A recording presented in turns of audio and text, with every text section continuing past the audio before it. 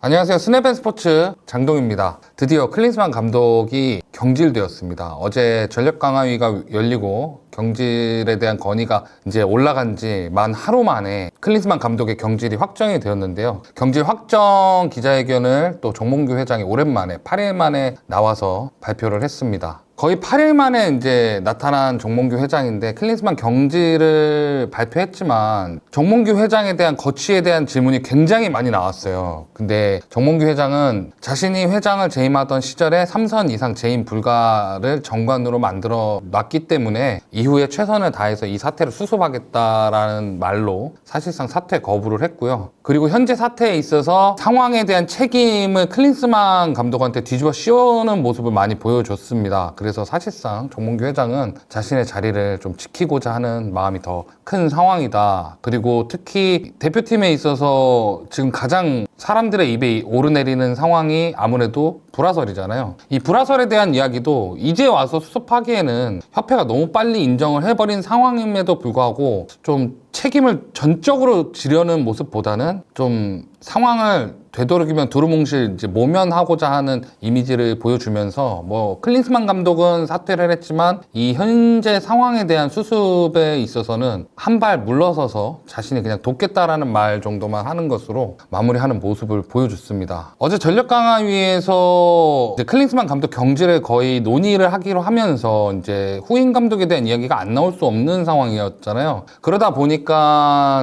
지금 3월 21일 날 3월 26일이 태국과 월드컵 아시아 예선 홈 원정 2연전이 펼쳐집니다. 같은 팀과 우리 홈과 상대 홈으로 가서 두 번의 경기를 연달아하는 상황이 된 거죠. 그러면 사실상 한 달하고도 조금 넘은 시간 안에 새 감독을 구해서 시스템을 갖추고 이제 대표팀을 하기에는 굉장히 이제 무리가 되는 상황입니다. 그래서 따라서 전력강화위 회의 때부터 국내 감독을 원포인트로 세워서 3월 일정을 소화한 후에 새 감독 선임으로 가닥을 잡아야 하는 것이 아닌가 이야기와 이제 여론이 나오고 있던 상황이었죠. 지금 대체 감독으로 여러 방면에서 이름이 나오는 후보들을 제가 5명 정도만 추려서 갖고 와봤습니다. 홍명보 울산 HDFC 감독, 황선홍 U23 대표팀 감독, 그리고 최용수 전 강원FC 감독, 그리고 이정효 광주FC 감독, 그리고 신태용 인도네시아 감독, 이 5명이 가장 많이 오르내리고 있는 상황이거든요. 견임이 가능한가요? 겸임이 안 되지만 협회 규정 중에 그 독소 규정이 하나 있습니다. 협회가 프로팀 감독을 원하면 프로팀 감독을 빼줘야 한다라는 규정이 있어서 이 부분이 지금 또 많은 유튜버들이 많은 언론에서 지금 다루고 있는 상황이거든요. 그래서 협회는 굉장히 사면초가에 몰려있는 상황입니다. 먼저 홍명보 감독부터 보겠습니다. 지금 현 소속팀은 울산 HDFC의 감독을 맡고 있죠. 주요 이력은 2006년 독일 월드컵에 코치로 참가했고요. 2008년 베이징 올림픽 코치를 지냈고요. 2009년부터 20세 이하 대표팀 감독을 맡아서 월드컵에 나가 8강이라는 성적을 거뒀습니다. 그리고 2010년 광저우 아시안게임 감독을 해서 이란을 이기고 동메달을 땄죠. 그리고 2012년 런던 올림픽 감독을 맡아서 대한민국 최초로 올림픽 메달, 축구 종목 메달을 땄습니다. 그리고 2014년 브라질 월드컵 감독을 지냈고요. 이후에 중국 항저우 리청 감독은 2년간 지냈다가 2017년부터 2020년까지 대한축구협회 전무이사를 지냈고요. 그리고 2021년부터 울산 HDFC에 부임해서 2022-2023 시즌 K리그 2연패를 거둔 감독입니다. 만약 홍명보 감독이 대표팀 감독이 된다. 일단 연령별 대표팀부터 시작을 해서 대표팀 지휘한 경력이 있습니다. 그리고 K리그 울산을 맡아서 2연패를 하며 지도자로서 제2의 전성기를 누리고 있죠. 그리고 익히 알려지다시피 홍명보 감독은 선수 시절부터 지금까지 굉장히 카리스마가 있는, 그리고 선수단을 장악할 수 있는 카리스마형 감독입니다. 그리고 더불어서 벤투 감독 재임 시절 축구협회에서 시스템을 구축하는 역할을 맡았던 행정가 경험도 갖고 있습니다. 하지만 이제 홍명보 감독이 대표팀 감독 으로 오지 않을 이유를 따지자면 홍명보 감독은 오랜 기간 팀을 구축해서 올라가는 것은 가능한 스타일이지만 브라질 월드컵 때처럼 짧은 시간 팀을 구축해서 가는 것은 굉장히 약한 모습을 많이 보여줬습니다. 특히 이제 울산을 맡았던 시절에도 보면 처음 맡았던 시절에는 준우승을 하면서 한계점을 보이나 싶었거든요. 하지만 홍명보식 카리스마와 홍명보식 축구가 주입되면서 이제 언터처블한 강팀 반열로 올라가는 모습을 보여주는 것으로 봐서는 홍명보 감독은 시간을 오래 쥐어준 상태에서 팀을 구축해서 팀을 만들어 나가는데 굉장히 강점을 보이는 감독입니다. 그래서 지금 현재 상황에 팀을 빨리 수습해야 되는 상황에는 맞지 않다라고 생각이 좀 들고요. 그리고 성인 대표팀에서 오히려 성적을 내지 못한 부분도 홍명보 감독이 대표팀 감독을 맡지 않을 만한 근거가 될 수도 있습니다. 일단 총평하자면 성인 대표팀 감독으로서 시간을 충분히 부여받지 못하고 여러 해 밀려났던 경험이 있어서 홍명보 감독 자체가 거절을 할 가능성이 굉장히 높은 상황이죠. 자, 다음은 황선홍 감독입니다. 현재 대한민국 올림픽 대표팀 감독을 맡고 있죠. 부산 아이파크 감독으로 감독 생활을 시작했고 포항 스틸러스 감독을 맡아서 2013년 K리그 우승을 했습니다. 그리고 FC 서울 감독을 맡아서 2016년 K리그 우승을 다시 한번 해내고요. 이후에 옌벤푸더 감독을 맡지만 부임한 지 한 달 만에 팀이 해체되면서 직장을 잃었고 이후에 대전 하나 시티즌의 1대 감독으로 부임을 하지만 중도 사퇴를 하게 됩니다. 그리고 이후에 대한민국 U23 대표팀 감독을 맡아서 2022년 항저우 아시안게임 금메달을 따냈죠. 특히 성인 대표팀 감독에 맞을까요? 일단 황선홍 감독은 자신의 전술하에 맞는 선수들만 구성이 되면 스피디한 공격 축구를 하는 게 가능해집니다. 그리고 황선홍 감독은 전에 나왔던 홍명보 감독하고는 다르게 좀 온화한 스타일이거든요. 그래서 선수단을 온화하게 다루는 카리스마, 그리고 교감만 되면 그 선수들이 황선홍 감독 말에 죽으라면 죽을 수 있을 정도의 그런 카리스마가 있는, 그런 힘이 있는 감독이라고 볼 수 있습니다. 그리고 황선홍 감독은 여러 매체에서 공공연히 본인의 최종 꿈이 성인 대표팀을 맡아서 월드컵 같은 큰 대회에 나가는 게 꿈이라고 얘기한 적이 있었어요. 하지만 황선홍 감독은 지금 지도자로서는 지속적으로 내리막인 커리어를 밟고 있습니다. 아시안게임 금메달로 반전에 성공했지만 그리고 당장 4월에 올림픽 예선을 겸한 아시안컵이 시작이 됩니다. 그리고 연령별에서는 이제 신뢰를 받은 상태지만 성인 대표팀의 경우는 아직은 미지수라고 보입니다. 선수단을 유연하게 가져가는 편이긴 해도 또 전술적인 플랜은 굉장히 좁은 게 황선홍 감독이거든요. 그리고 선수 기용에 있어서 이상한 고집을 부리는 부분이 있는 데다가 플랜 A를 만들어내는 데 있어서 좀 시간이 걸리는 스타일이란 게 지금 올림픽 대표팀 감독을 하면서 좀 증명이 된 바가 있죠. 총평하자면 올림픽 예선이 코앞으로 다가온 만큼 황선홍 감독은 올림픽 대표팀에 집중을 할 가능성이 높고 황선홍 감독도 오히려 올림픽 대표팀에 더 힘을 쏟고 싶은 생각이 많을 것 같습니다. 다음은 가장 지금 K리그의 핫한 감독이죠. 이정효 감독입니다. 현 광주FC 감독이고요. 아주대 축구부 감독을 했고요. 성남FC 코치를 지냈고 제주 유나이티드에서 남기일 감독님을 보좌하는 수석 코치를 맡았습니다. 그리고 현재는 광주FC 감독을 맡아서 2022년 K리그2에서 K리그1으로 승격을 하는 성과를 냈고요. 2023년 K리그1에서는 3위라는 성적을 거두면서 아시아 챔피언스 리그 엘리트 진출을 확정지었습니다. 그런 이정효 감독, 지금 제일 핫한 감독이잖아요. 이 이정효 감독이 대표팀 감독으로서 온다라면 어떨까요? 일단은 굉장히 전술적인 감독입니다. 그리고 시스템 하에 선수단을 지휘를 합니다. 강력한 그 전술적인 토대를 바탕으로 선수단을 지휘를 하거든요. 그리고 이정효 감독 자체가 밀고 당기기에 능한 모습을 선수단을 통해서 보여주고 있습니다. 그리고 가장 중요한 부분인데 주축이라도 팀의 규율을 해치면 선수단 제외에 크게 거부감이 없는 스타일임이 올해 광주 축구를 보면서 밝혀지고 있죠. 하지만 이정효 감독은 현재 프로팀 감독, 그러니까 광주FC를 맡은 지 이제 3년 차가 되는 감독입니다. 그리고 이정효 감독 자체가 아직은 뭐 5년 이하의 K리그에서 좀 더 자신의 가치를 더 키워나갈 수 있는 감독이라고 보여지기 때문에 지금 당장 대표팀에 기용을 하는 것보다 좀 아끼고 데려가서 정말 필요할 때 대표팀 감독으로 써야 되는 감독이 아닌가라는 개인적인 생각이 있습니다.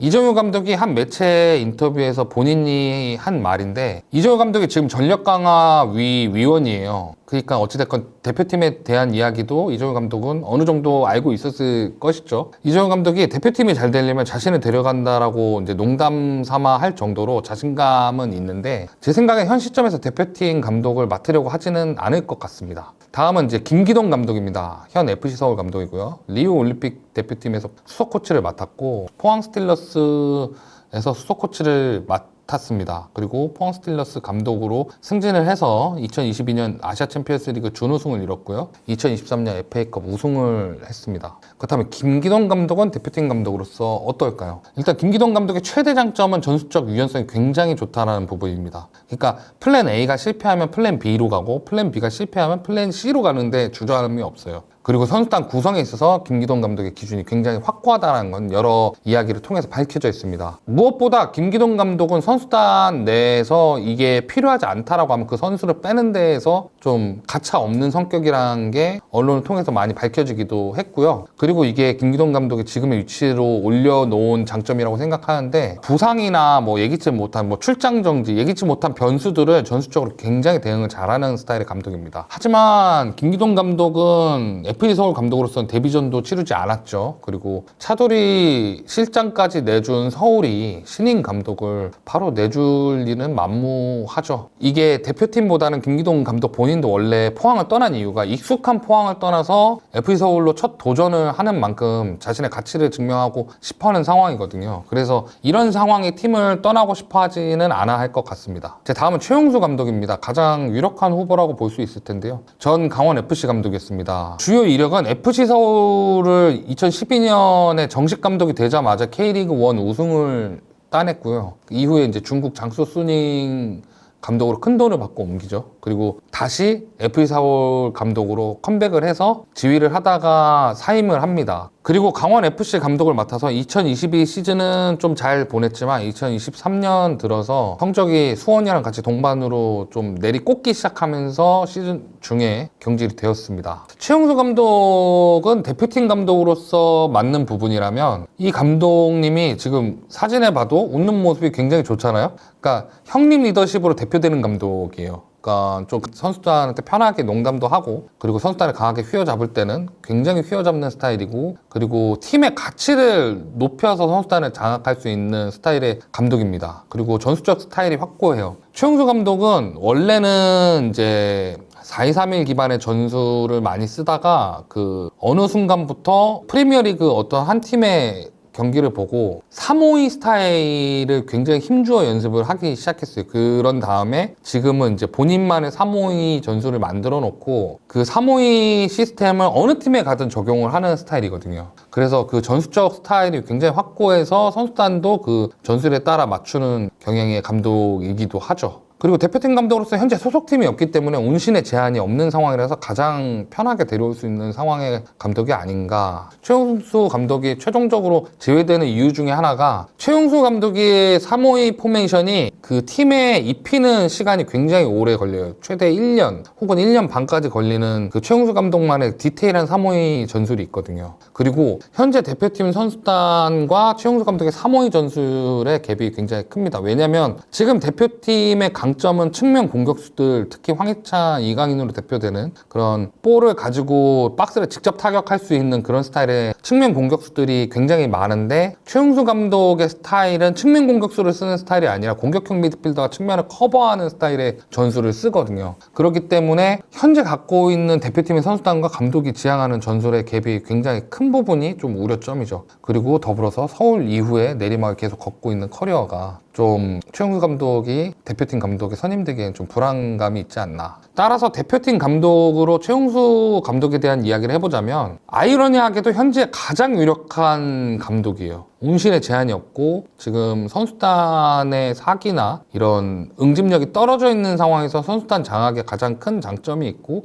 그리고 만약에 원포인트라고 생각이 되면 최용수 감독이 한 번쯤은 좀 생각을 할 여지가 있지 않나라는 생각이 좀 드는 부분입니다. 만약에 이분을 데려온다면 연봉은 얼마 줘야 될까요? 그러니까 국내 감독을 하려는 이유 중에 하나가 위약금 문제의 가능성이 제일 커요. 위약금 부분을 정몽규 회장이 뭐 재정 지원을 할 수도 있다라고 얘기했지만 재정 지원을 하겠다라고 얘기한 건 아니거든요. 그리고 위약금 규모가 감독만 70억이라는 이야기도 돌고 있고 뭐 100억 규모라는 이야기도 돌고 있는 상황에서, 그래서 전력강화위원회에서는 일단 한국인 감독으로 가서 그런 재정적인 부담도 줄이고 한국인 감독이 성적을 낼 수 있는 기회를 주자라고 주장하는 부분도 이해가 가요. 아마 그래도 최용수 감독도 10억은 받지 않을까요? 그 FC 서울에서 강원에 갈 때도 그 정도 연봉을 받았던 것으로 알고 있고, 10억 언저리 혹은 10억 언더는 그 정도의 연봉은 수령하게 되지 않을까 싶습니다. 다음은 개인 취향이긴 한데 저는 신태용 감독이 장기적인 관점으로는 기회를 한 번 더 줘도 되지 않을까 생각을 하거든요. 신태용 감독입니다. 현재 인도네시아 대표팀 감독이고요. 주요 이력 중에 이제 성남이라 감독을 맡아서 2010년 아시아 챔피언스 리그 우승, 그리고 2011년 FA컵을 이제 수원 삼성을 꺾고 우승을 했죠. 그 이후에 원래 대한민국 대표팀 코치를 먼저 합니다. 대한민국 대표팀 코치를 먼저, 수석 코치를 먼저 하다가 이광종 감독님이 백혈병에 투병을 하시게 되면서 대한민국 올림픽 대표팀 감독의 소방수로 부임을 해서 AFC U23 아시안컵 준우승을 이뤘고요. 그리고 리우 올림픽의 8강에 올라가는 성과를 냈습니다. 이후에 또 거기서 소방수가 끝나는 게 아니라 안익수 감독이 20세 이하 대표팀 감독을 맡고 있었거든요. 근데 안익수 감독이 성적 부진으로 경질됩니다. 그래서 이 대표팀에 또 부임을 해요. 왜냐하면 U20 월드컵이 한국에서 열렸잖아요. 감독으로 부임을 해서 이승우, 백승호 같은 선수와 함께 U20 월드컵 코리아 16강을 이뤄냅니다. 그리고 또다시 슈틸리케 감독이 경질된 자리에 대한민국 대표팀 감독으로 소방수로 또 부임을 합니다. 그래서 2018년 러시아 월드컵 진출을 했고요. 그리고 모두 기억하시는 독일을 2대0으로 꺾은 카잔의 기적을 이뤄내시고 대표팀 감독에서 내려오시게 됩니다. 왜냐면 이후로 벤투 감독님이 선임이 되니까요. 그리고 현재는 인도네시아 대표팀 감독으로 재임 중입니다. 2023 카타르 아시안컵에서 16강에 올라왔는데요. 이게 인도네시아 역사상 최초라고 하네요. 그래서 엄청난 성과를 이뤄냈다라고 볼 수 있습니다. 그럼 신태용 감독은 대표팀 감독으로서 어떤 면이 좋을까요?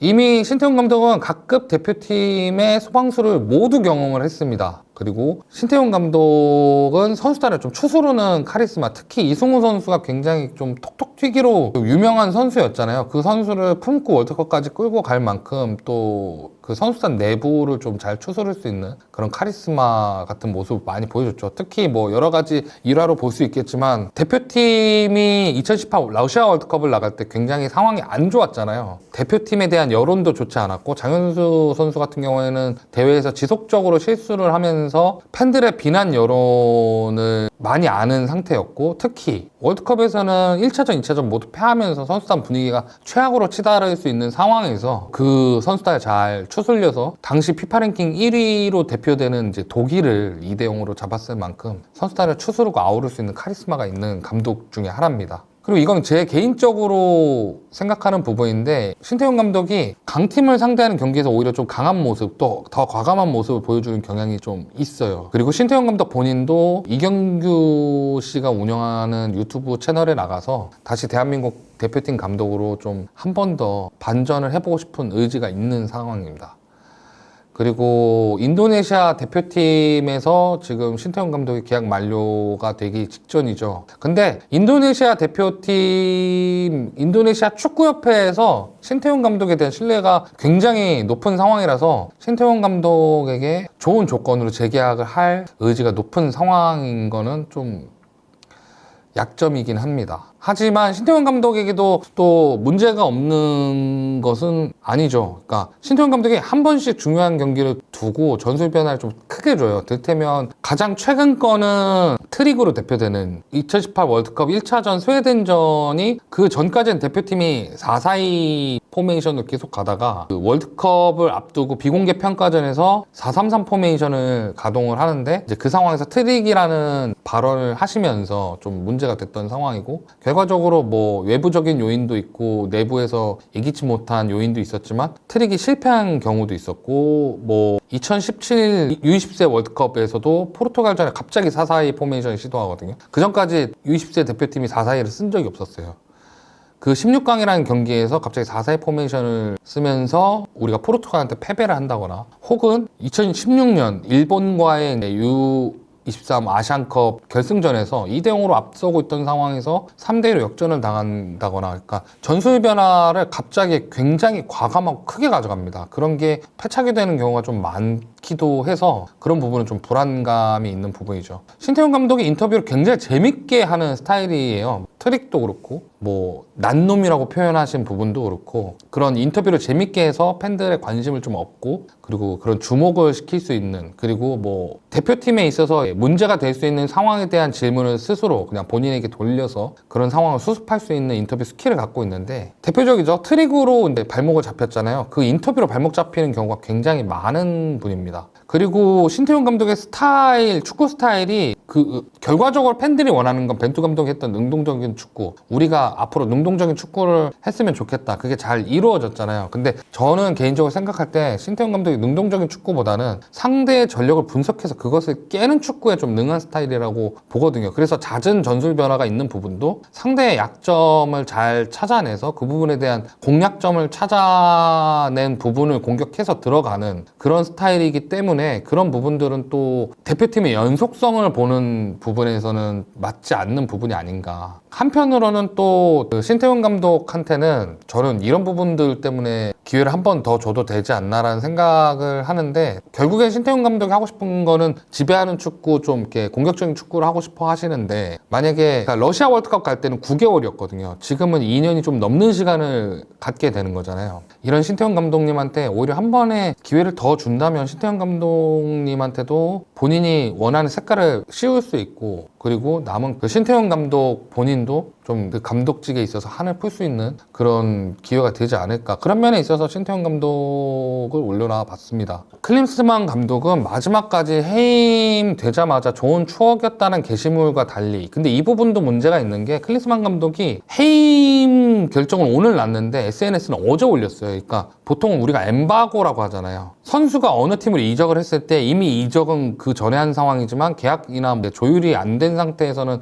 유니폼이 이미 갈아입었지만 그 유니폼 공개하는 시점은 그게 인정되고 난 후잖아요. 그러면 아무리 본인이 어제부로 직장을 잃었다 하더라도 공식 발표는 오늘이란 건 소통이 됐을 텐데 클린스만 감독은 어제 게시물을 올리면서 댓글을 못 쓰게 막아놨고요. 그리고 바로 대한축구협회와 K리그 인사이드라는 그런 매체들을 한국과 관련된 매체를 모두 SNS를 언팔하면서 뒤끝을 확실하게 좀 보여주고 있습니다. 그리고 이 정몽규 회장에 대한 이야기를 또 하자면 정몽규 회장이 그 얘기를 했어요. 벤투호를 선임할 때 벤투 감독을 선임할 때와 똑같은 시스템으로 클린스만 감독을 선임했다. 그게 아니라는 것은 우리 모두가 알고 있습니다. 그 이전에 로베르토 모레노라든지 여러 감독들에 대한 이야기가 오고 가던 시점에 갑자기 클린스만 감독으로 바뀌었고 그 클린스만 감독에 대한 선택도 지금 정몽규 회장이 했다라는 것은 우리 축구팬 모두가 알고 있는 상황입니다. 하지만 이제 정몽규 회장은 이 부분에 있어서 마이클 밀러 위원장이랑 클린스만 감독한테 지금 모든 이유를 좀 밀어내는 그러니까 핑계를 덮어 씌우는 모양새를 하고 있습니다. 사실 이런 부분들 때문에 정몽규 회장이 재정 지원을 약속하는 것도 사실 믿기가 좀 힘듭니다. 왜냐하면 벤투 시절 40억을 사재를 출연해서 지원을 했다라고 알려져 있지만 그 부분도 이제 현대산업개발 그러니까 본인의 기업이죠. 기업이 지원하는 형식으로 돈이 지원이 됐던 거고 사실 40억을 협회 4년간의 예산으로 계산을 해도 1%가 되지 않는 액수라서 이게 과연 재정적 지원이 가능할까? 천안시 축구센터에 대한 부분도 본래는 올해 완공이 돼야 되는 센터가 아직 삽도 뜨지 못하고 이제 삽을 뜨기 위해서 300억을 대출 받은 것도 어떻게 보면 협회장이 운영을 잘못했다라는 이야기가 되지 않을까요? 그리고 전력강화위원회가 역할을 못한 것도 이미 협회장이 역할을 축소했기 때문에 그렇다는 것을 모든 매체와 언론이 보도를 하고 있습니다. 아직 클린스만을 비롯한 정몽규 회장의 사태가 끝이 난 게 아닙니다. 그래서 사실 더 불안한 거고 사실 아직도 화가 나 있는 건 당연하다고 생각합니다. 이 와중에 연령대 높은 분들은 외국인 감독 쓰지 말고 국내 감독을 쓰자는 여론도 많습니다. 당장 저희 아버지가 올해 71이거든요. 저희 아버지는 아니 국내에 머리 좋은 감독도 많은데 왜 안 쓰냐라고 말씀을 하셨어요. 박항서 감독.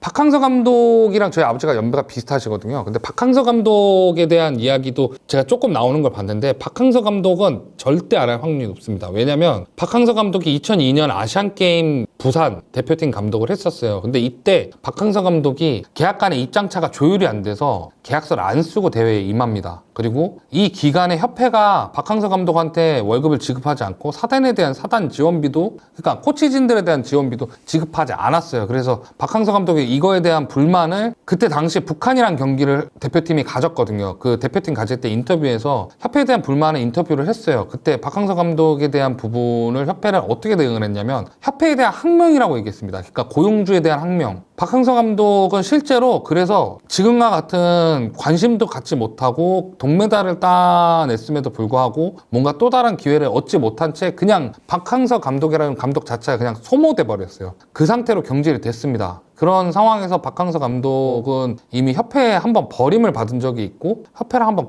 척을 진 적이 있기 때문에 저는 박항서 감독이 이제 연세가 많이 드셨잖아요. 이제 와서 좀 좋은 건 좋은 거고 일단 급한 건 급한 거니까 내가 한 경기 정도 봐줄게 하실 수는 있지만 박항서 감독님이 정식 부임을 하실 거라고는 저는 생각이 좀 들지 않거든요. 그리고 이게 지금 가장 큰 문제가 뭐냐면 협회가 지금 대표팀 감독 자리를 굉장히 어렵게 만들어놨어요. 선수단은 불화가 있고 응집이 되지 않고 그 응집이 되지 않는 거 협회가 컨트롤하지 못한 상황이고 협회가 보호하지 못한다라는 게 이미 전 국민이 봐버렸고 전 세계가 봐버린 상황에서 국내파 감독 중에 자신의 축구 인생을 걸고 대표팀 감독을 하기에 너무나 큰 리스크를 감수해야 되는 상황에서 이 자리를 하겠다라고 할 감독이 나타날지 미지수죠. 물론 이제 예전에 조중현 회장이 최강희 감독을 억지로 선임했을 때와 마찬가지로 강제로 한국인 감독한테 자리를 맡겨서 운영을 할 수는 있다라고 생각합니다. 하지만 지금 여론의 목소리가 국내 감독보다는 좀 스타일이 있는 좀 유명세가 덜하더라도 그 전술적 철학이 좀 확고하고 그 축구 철학이 좀 확고한 그리고 일을 열심히 하는 그런 감독을 선임했으면 좋겠다는 여론이 굉장히 높은 상황입니다.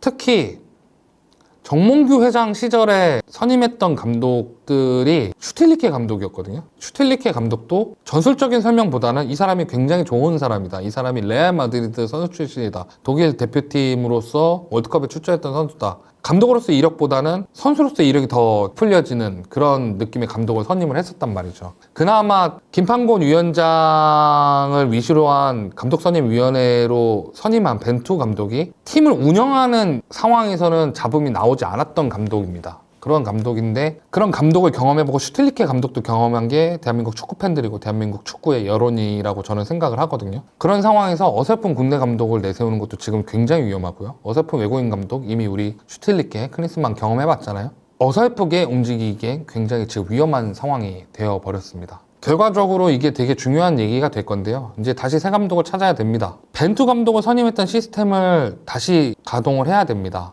벤투 감독을 데려올 때 가장 중요한 건 앞으로 우리가 어떤 축구를 해야 되는가, 그 능동적인 축구와 부합한 그 능동적인 축구라는 이야기는 사실 대한민국 국가대표 감독 선임위원회에서 만들어낸 키워드였고 그 감독을 선임하기 위한 키워드 안에 들어있던 사람이 벤투 감독이었어요. 프로액티브 풋볼이라는 거를 벤투 감독도 사용을 했지만 그 프로액티브 풋볼을 원했기 때문에 벤투 감독이 나온 거거든요. 감독으로서 커리어 좋지만 이 감독이 상승세를 어느 정도 안 타고 있더라도 자신의 철학을 꾸준히 유지해서 어느 한 번이라도 이렇게 올라온 적이 있는 감독이라면 저는 장기적으로 한번 기회를 줘서 운영을 해도 된다라고 생각합니다. 그러니까 어떤 축구를 할 것인지 어떤 방식으로 팀을 육성하고 운영할 것인지 그 시스템을 근거를 확실하게 잡아놓고 그 다음에 국내 감독을 선임하던 외국인 감독을 선임하던 이 선임에는 설득력이 생길 거라고 저는 생각을 해요. 그렇기 때문에 지금 어떤 감독을 선임하던 대한축구협회는 지금 당장의 감독 자리를 중요하게 생각할 것이 아니라 원포인트는 누구한테 맡기고 그 원포인트를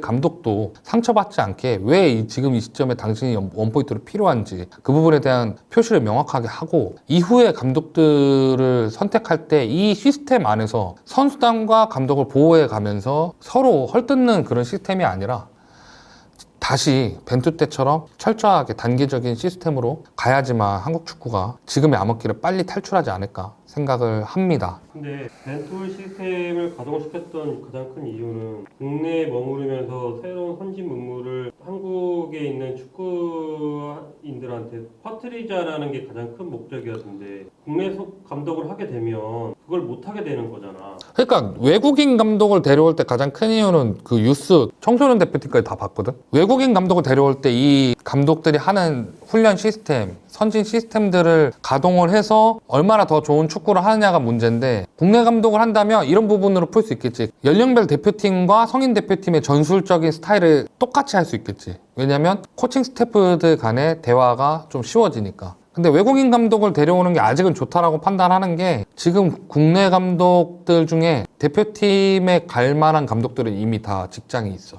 그래서 외국인 감독을 데려오되 외국인 감독이 좀 커리어가 좀 딸리더라도 전술적인 아이디어를 호평을 받고 있거나 좀 철학이 확고한 스타일의 감독을 데려오면 좀 이 상황을 해결할 수 있지 않을까. 협회에서 데려올 수 있는 연봉인 거지.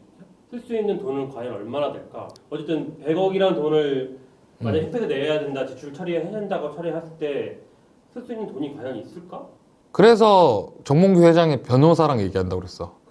그거는 안 될 수도 있는 얘기잖아. 어쨌든 지출은 처리를 해야 되는 상황이. 아니, 나는 그냥 솔직하게 말하면 정몽규 회장이 그냥 위약금 60%, 40%라도 해결해야 된다고 생각해. 위약금을 40% 정도 해결한다 그러면 100억이라고 생각하면은 40억이 확보가 되는 거잖아. 그러면은 10억 정도면 그래도 외국인 감독 데려올 수 있는 감독들이 있어. 그리고 우리가 유럽만 생각해서 그런데 요번에 타지키스탄 감독 같은 경우에 이 양반이 17살 때부터 감독을 했던 사람이거든. 근데 이 사람은 전술적 철학의 벤투랑 되게 비슷하단 말이야. 심지어 그 벤투를 잡았어. 타지키스탄 사상 아시안컵 8강을 처음 올라갔어. 아시안컵 진출도 처음인데. 아시아에도 찾아보면 좋은 감독들 많고, 내가 2018년 월드컵 때 진짜 이 감독 좋은 감독이라고 생각했던 감독이 있어. 지금 현재 프랑스 여자 대표팀 맡고 있는 에나르 르나르라는 감독이 있는데, 이 감독이 어떤 감독이냐면 지난 월드컵 때 아르헨티나가 우승했잖아. 그 우승할 때 아르헨티나가 한 경기를 졌어. 어딘지 기억나? 사우디한테 졌어. 그 사우디 감독이었어. 르나르 같은 감독은 본인이 지금 이 행보를 봐도 되게 아프리카 팀 갔다가 아시아 팀 갔다가 지금은 여자 팀 같단 말이야. 보통 남자 팀을 맡았던 감독이 여자 팀으로 가는 경우가 많이 없어. 근데 이 사람은 자신의 그 뜻만 맞으면 어느 팀이든 갈 수 있다는 걸 좀 보여주는 모습인 것 같아서 이런 감독이랑 협상해 봐도 되잖아. 우리가 유럽이라고 한정하고 외국인 감독하면 유럽이라고 생각해서 그런데, 사실 찾아보면 그 정도 가격 아닌데 오히려 되게 좋은 감독들 많고, 그리고 클럽팀 감독이 대표팀에 올 때는 보통 경기 수가 좀 많이 적어지기 때문에 연봉을 좀 줄이는 것도 있어. 그래서 오히려 클린스만 감독한테 29억을 줄 협회가 그 부분은 어떻게든 해결을 해야 되는 부분이지. 어찌됐건 뭐 그 부분이 문제가 생긴 것은 생긴 거고, 앞으로의 축구를 포기할 수는 없잖아. 나는 그건 투자라고 생각을 해. 그러니까 예산적인 부분에 어려움이 있어. 그러면 다른 방법을 강구를 해야지. 지금 우리가 원래는 3단계, 4단계 올라갈 걸 2단계만 올라가는 목표로 일단 그 정도의 퀄리티 감독을 구하던가, 아니면 한 단계라도 올라갈 감독을 구해야지. 이거는 감독 하나 29억이라 벤투보다 더 받았어. 벤투보다 더 받은 감독이 지금 한국 축구를 몇 단계를 떨어뜨려 놓은 건지 모르겠어. 그래서 나는 감독에 대한 돈이 굳이 꼭 그렇게 중요하지 않다라고 봐. 그거를 협회랑 정몽규 회장이 해결을 해야 되는 부분이라고 생각해. 지금까지 스냅앤스포츠 장동이었습니다. 구독과 좋아요는 저희에게 큰 힘이 됩니다.